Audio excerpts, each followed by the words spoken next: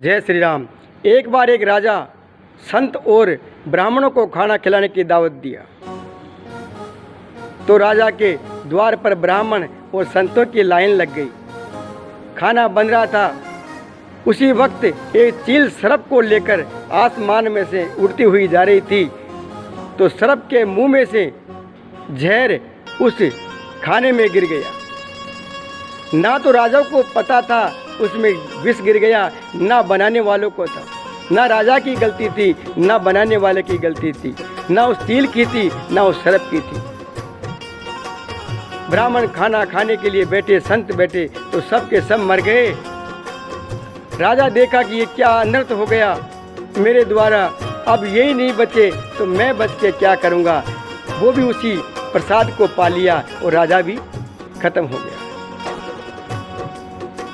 यमराज के पास गए तो यमराज बोला कि ना तो इसमें गलती राजा की है, ना रसोई बनाने वाले की है, ना उस चील की है। वो उसका भोजन को लेके जा रही थी और सर्प का मुंह नीचे था तो वो गिर गया, तो सर्प की भी गलती नहीं थी।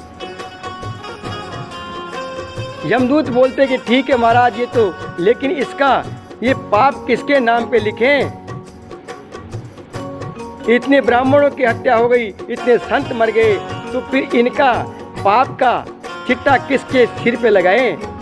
बोला ऐसे करो, इस फाइल को कुछ दिनों के लिए बंद कर दो। कुछ दिनों के लिए इस फाइल को बंद कर दो, जब वक्त आएगा तब देखेंगे। राजा का बेटा बड़ा हुआ तो राजा का बेटा सोचता है कि मेरे पिताजी संत महात्माओं को खाना खिलाते थे, आज मैं भी क्यों ना ब्राह्मणों को खाना खिलाऊं। राजा का बेटा बड़ा हुआ, राजा बना और राज दरबार में हुक्म दिला दिया कि आज जितने भी ब्राह्मण हैं, संत हैं, मेरे पास सारे राज दरबार में खाना खाएंगे। मेरे राज्य में जितने ब्राह्मण और संत हैं वो सब आज का खाना राज दरबार में खाएंगे। तो ब्राह्मण और संत खाना खाने के लिए जा रहे थे। रास्ते में एक आदमी मिल गया और वो बोलता है कि महाराज जी आज कहाँ जा रहे हो?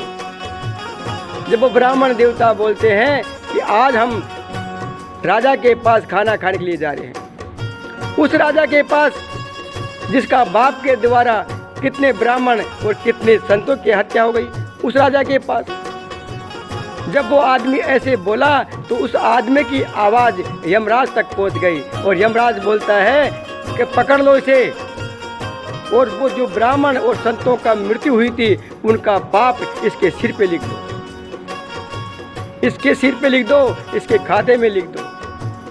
कहने का मतलब यह है कि कोई भी किसी की निंदा करता है, किसी की भी निंदा कोई भी व्यक्ति करता है, तो फिर भाई उसका पाप का पूरा पूरा भागीदार वही इंसान बनता है जो दूसरों की बुराई करता है और निंदा करता है। जय श्री राम, जय श्री राम। इसलिए किसी की निंदा आदमी को नहीं करनी चाहिए, नहीं करनी चाहिए। जय श्री राम, जय श्री राम।